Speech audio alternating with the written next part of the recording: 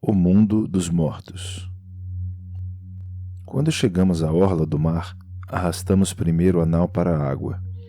Pusemos na nau o mastro e as velas. Embarcamos as ovelhas. Depois embarcamos também nós. Atrás da nau soprava um vento favorável que enchia a vela, excelente amigo enviado por Circe. Sentamo-nos para pôr em ordem o equipamento em toda a nau, que o vento e o timoneiro mantinham em seu caminho, e com as velas desfraldadas a nau seguiu, durante todo o dia, seu percurso sobre o mar. O sol pôs-se e escuros ficaram todos os caminhos. A nau chegou às margens do oceano de correntes profundas. Aí ficam a terra e a cidade dos cimérios, sempre debaixo de nevoeiro e de nuvens.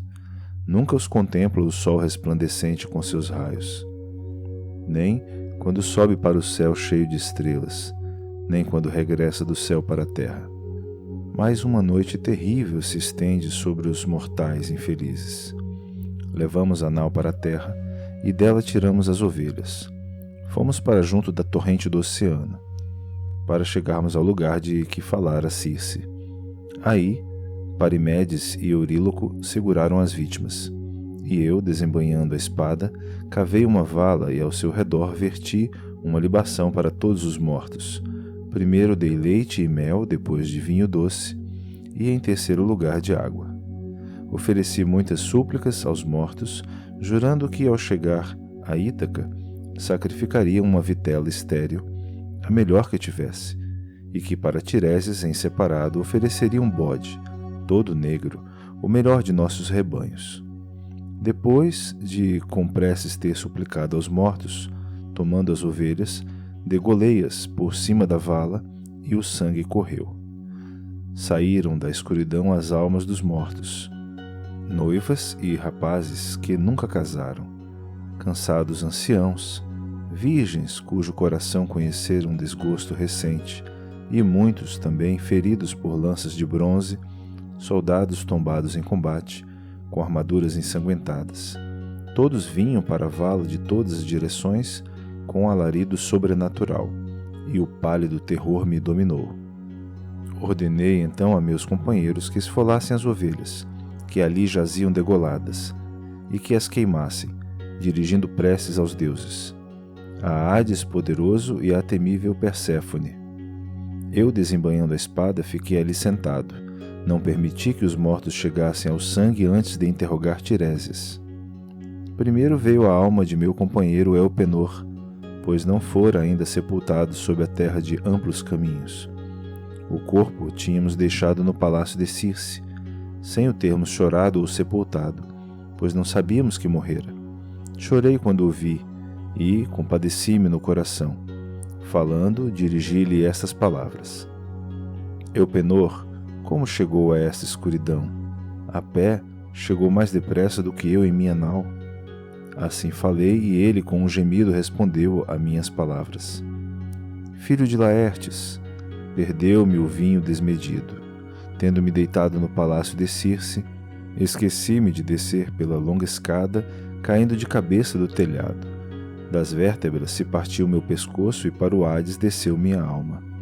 Agora lhe suplico por aqueles que deixamos para trás, que já não estão conosco, por sua esposa e por seu pai, que o criou, e por Telêmaco, que deixou em seu palácio, pois sei que ao sair daqui, da mansão de Hades, aportará de novo na ilha de Circe. Aí, Senhor, peço-lhe que se lembre de mim, não me deixe sem ser chorado e sepultado, para que eu não me torne contra você uma maldição dos deuses. Queime-me com a armadura que me resta e eleve-me a um túmulo junto do mar, para que saibam os vindouros deste homem infeliz. Faça isso por mim, e fixe sobre o túmulo o remo com que em vida remei junto de meus companheiros. Assim falou, e a ele dei então a seguinte resposta: Estas coisas, ó infeliz, farei e cumprirei. E ficamos ali sentados, trocando tristes palavras, eu com a espada por cima do sangue, enquanto do outro lado o fantasma de meu companheiro disse muitas coisas. Mas de repente rompi a chorar, profundamente comovido. É que se aproximara de mim a alma de minha mãe, Anticleia, que eu deixara viva quando parti para Troia. Eu ficava assim sabendo que tinha morrido em minha ausência, mas nem a ela permiti que do sangue se aproximasse, embora fosse intensa minha dor. Primeiro tinha de interrogar Tiresias. Veio então a alma de Tiresias, segurando um cetro de ouro, reconheceu-me e disse: Ulisses de mil ardis, por que aqui vem, ó desgraçado, tendo deixado a luz do sol para ver os mortos? Mas afaste-se da vala, desvie sua espada para que eu beba o sangue e lhe diga a verdade. Assim falou, e eu retirei a espada e a meti na bainha. Depois que bebeu do negro sangue, tais palavras me dirigiu o famoso adivinho: Procura saber do regresso, ó glorioso Ulisses, mas há um Deus que o fará difícil, pois não fugirá do Deus do mar, que acumulou cólera contra você porque cegou o filho dele. Ainda assim poderá regressar, embora muitos males sofrendo. Se refrear seu espírito e o dos companheiros quando ancorar sua nau na ilha de Trinácia e encontrar pastando os bois e as ovelhas do sol, que tudo vê e tudo ouve, se deixar o gado incólume, poderão todos chegar a Ítaca, embora muitos males sofrendo. Mas, se lhe fizerem mal, então prevejo a desgraça, tanto para Nau como para seus companheiros. E se você escapar, regressará tarde, tendo perdido todos os companheiros na nau de outro, e sofrimentos encontrará em casa. Homens arrogantes, que os bens lhe devoram fazendo a corte à sua esposa. Tiresias, disse-lhe eu, que os deuses tudo resolvam da melhor maneira, mas vejo aqui a alma de minha mãe falecida. Está sentada em silêncio junto do sangue e não ousou olhar para o filho nem dirigir-lhe a palavra. Diga-me, como poderá ela reconhecer-me? Assim falei, e ele, tomando a palavra, respondeu-me deste modo: Ao morto que deixar aproximar-se do sangue, esse vai falar-lhe com verdade. Porém, quem você afastar de novo se retirará. Tendo assim falado, a alma de Tiresias voltou para a mansão de Hades, depois que declarou as profecias. Eu permaneci onde estava, até que se aproximou minha mãe e bebeu do negro sangue. De imediato me reconheceu e, chorando, me dirigiu essas palavras: Meu filho, como chegou a esta escuridão, você que está vivo? Será que aqui vem, após longas errâncias de Troia, com Nau e companheiros, não aportou ainda em Ítaca, nem viu sua mulher? Minha mãe, respondi, foi a necessidade que me trouxe ao Hades, para interrogar a alma de Tiresias, pois ainda não cheguei perto da Grécia, nem minha terra pisei, mas tenho sempre vagueado em desespero, desde que fui com Agamenon para Troia. Mas diga-me, como a venceu a morte? Foi longa a doença? Ou foi Artemis, a deusa arqueira, que a matou com suas setas brandas? Fale-me de meu pai e de meu filho que deixei. Fale-me de minha mulher. Permanece junto do filho e mantém tudo guardado? Ou já alguém a desposou? Assim falei, e logo respondeu minha mãe: Na verdade, ela permanece com o coração sofrendo em seu palácio, e, desesperadas, se desgastam as noites, mas também os dias enquanto chora. Os direitos que eram seus, nenhum homem detém. Mas das propriedades trata agora Telêmaco, e seu pai permanece em seus campos, sem ir à cidade. Não possui colchões, nem lençóis, nem bons cobertores para sua cama, mas fica no inverno onde dormem os servos na casa, nas cinzas junto do fogo, e viçam as roupas que põe no corpo. Mas quando chegam o verão e a abundante estação dos frutos, com folhas caídas, no terreno inclinado de suas vinhas, aí coloca por toda parte sua cama humilde. Jaz em sua tristeza, e grande é a dor em seu espírito, enquanto anseia por seu regresso. Chegou a velhice difícil. Quanto a mim, foi assim que enfrentei meu destino. Não foi Artemis que me matou com suas setas brandas, nem me assolou qualquer doença, das que muitas vezes tiram a vida com sofrimento desgastante. Mas foi a saudade de você, Ulisses, a saudade de sua brandura de coração. Foi a saudade de você que me tirou a vida. Tentei então abraçar a alma de minha mãe. 3 vezes me lancei para ela, com vontade de abraçá-la. 3 vezes ela se evaporou em meus braços como sombra ou sonho. Minha dor tornou-se mais aguda. Minha mãe, Por que não espera por mim quando quero segurá-la, para que até no mundo dos mortos possamos nos abraçar? Será que é só um fantasma que Perséfone me mandou para que eu chore e me lamente ainda mais? Assim falei e logo respondeu minha mãe: Ai de mim, ó filho, desgraçado entre todos os homens. Não é Perséfone, filha de Zeus, que o defrauda. É a lei que está estabelecida para os mortais quando morrem, pois os músculos já não seguram a carne e os ossos, mas vence-os o fogo ardente, quando a vida abandona os brancos ossos e a alma, como um sonho, batendo as asas, se evapora. Mas volte rapidamente para a luz e mantenha presentes essas coisas, para que depois possa contá-las a Penélope. Enquanto trocávamos essas palavras, aproximou-se a alma triste de Agamênon, filho de Atreu.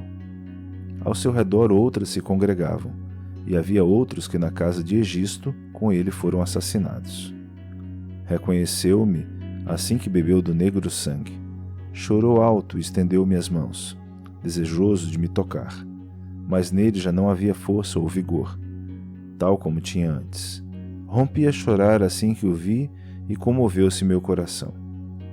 Agamênon, soberano dos homens, como venceu a morte? Terá sido Poseidon que o venceu embarcado nas naus depois de ter incitado uma pródiga rajada de ventos cruéis? Terão sido homens hostis a fazer-lhe mal em terra firme, enquanto lhes dizimava o gado e as ovelhas, ou lhes fazia guerra para ficar com a cidade e as mulheres? Assim falei, e ele, tomando a palavra, respondeu-me deste modo: Ó Ulisses, não foi embarcado nas naus que Poseidon me venceu, nem foram homens hostis que me fizeram mal em terra firme. Foi Egisto que me matou com a ajuda de Clitemnestra, minha mulher, como quem mata um boi na manjedoura. E assim morri uma morte lamentável, e à minha volta foram os companheiros chacinados sem piedade, como se fossem porcos no dia da matança.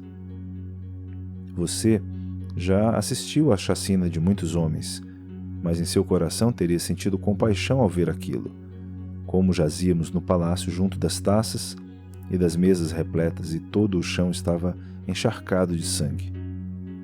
Assim falou, e a ele dei então a seguinte resposta: Ai, Zeus detestou na verdade a descendência de Atreu, por causa das intrigas femininas. Desde o início, muitos morreram por causa de Helena, e contra você fez Clitemnestra o que fez.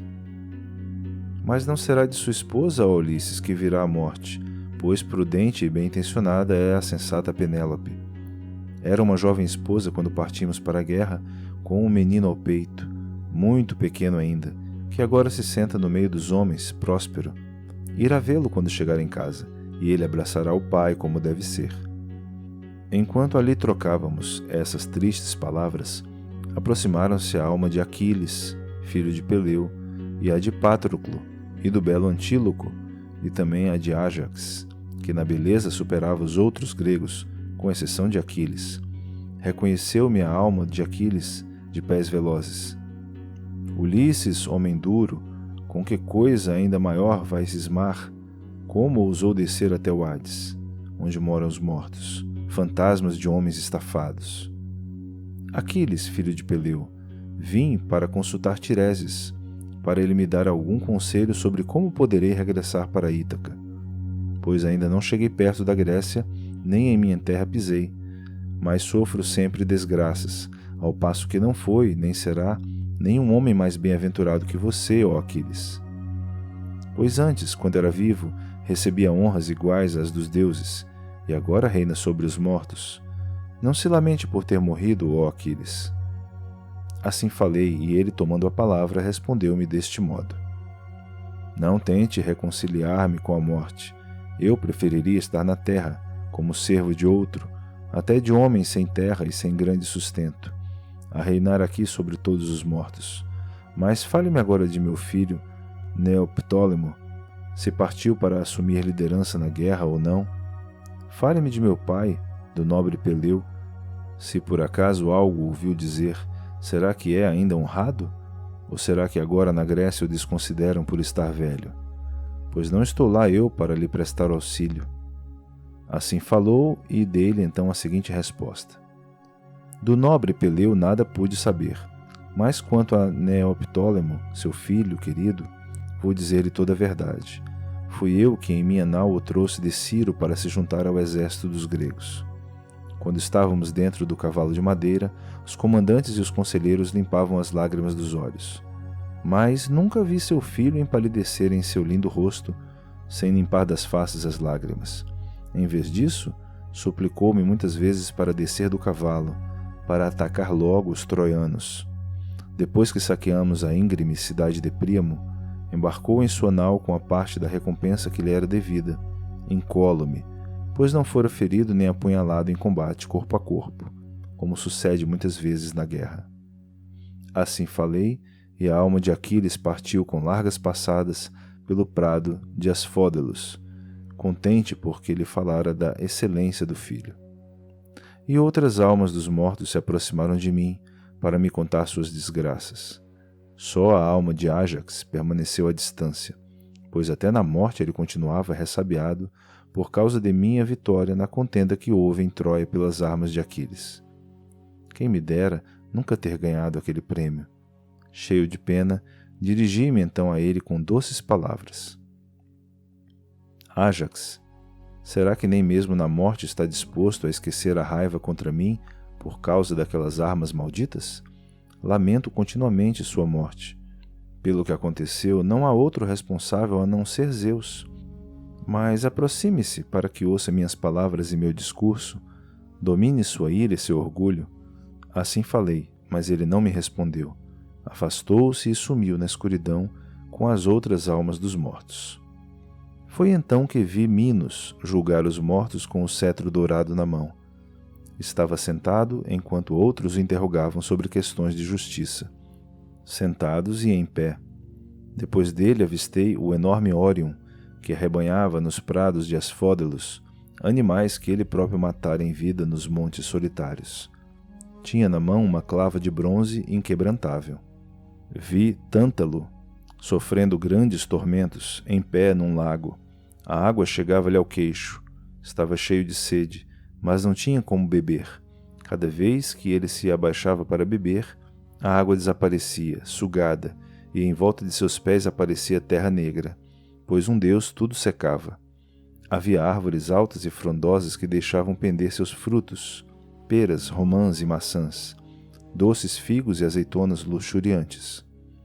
Mas quando ele estendia as mãos para os frutos, arrebatava-os o vento para as nuvens sombrias. Vi Sísifo, sofrendo grandes tormentos, tentando levantar com as mãos uma pedra monstruosa, esforçando-se para empurrá-la com as mãos e os pés. Conseguia levá-la até o cume do monte, mas quando estava chegando ao ponto mais alto, o peso fazia-a regredir e a pedra rolava de novo para a planície. Ele se esforçava de novo para empurrá-la e de seus membros escorria suor. Depois dele, avistei o vigoroso Héracles, seu fantasma, pois ele mesmo está entre os deuses imortais e tem como mulher Hebe, de belos tornozelos, filha do grande Zeus e de Hera, de sandálias douradas. Ao seu redor ouvia-se o clamor dos mortos, como aves que esvoaçam aterrorizadas, em todas as direções. E ele, semelhante à escura noite, com um arco e uma seta sobre a corda, olhava com expressão terrível, pronto para atirar. Medonho era o cinto que trazia. Era uma faixa de ouro em que estavam trabalhadas maravilhosas imagens. Ursos de javalis e leões de olhos faiscantes, conflitos, batalhas, mortes e chacinas. Mas de repente surgiram aos milhares as raças dos mortos, com alarido sobrenatural, e um pálido terror se apoderou de mim. Fui logo para a nau e ordenei aos companheiros que embarcassem e soltassem as amarras. Eles embarcaram depressa e sentaram-se nos bancos. A nau foi levada pela onda da corrente do oceano. Primeiro remamos, depois sobreveio um vento favorável.